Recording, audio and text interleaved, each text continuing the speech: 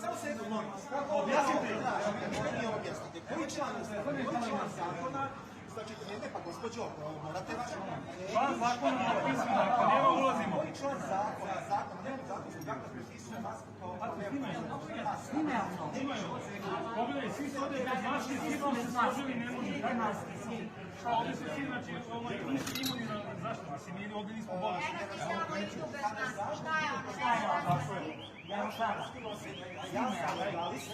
rekao koji je Samo da objasnim, znači, član zakona... Ja ću... Samo sekund. Član 2, Zakon o zaštiti stanovništva zaraznih bolesti, ima 41 pojam, u njemu nema maske. Nemojte, neću da stavljam masku, gde vam je legitimacija i gde vam, kako se prezivate? Ne, vi ste dužni. Vi ste službeno ovdje ne poslujete. Mi vas plaćamo. Znači, mi vas ne plaćamo. Mi vas plaćamo. Vi ne plaćamo, vi ste legitimacija i Mi smo ono kažemo, mi smo ti zakoni.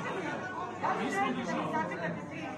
otišla je vaša koleginica kod sudije da pita da li možemo bez vas, mi ćemo sačekati. I ona će reći ne može, ali to nema pravo da radi.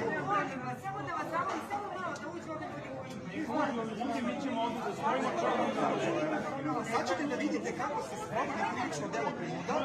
Oni mene ne mogu da napisu, ali ja ću zbog Srđana staviti masku da bih mogao da podnesem krivično delo za prinuda. Ako si me natjerao protiv moje volje da nešto uradim, ja ću to da uradim i da podnesem krivično delo. Prema tome, sada ćemo da dokažemo kako se u suštini sprovodi to krivično delo od društvenih organa. Izvinjam se, samo da vas pitam, samo mogu nešto da te pomoći. Možemo ovako se dogovorimo, sad će da se obrati ljudima. Znači, da sada mi krenemo, jer to on je, znači da se prima maske, da napišete koji su prijavu, znači za svakog godine. Moment, samo jedan moment. Dogovorio se sada, znači, sa advokatom ovako sljedeće. Ko ne želi da stavi masku, da krenemo da uđemo unutra, svako službeno lice koje nas bude sprečilo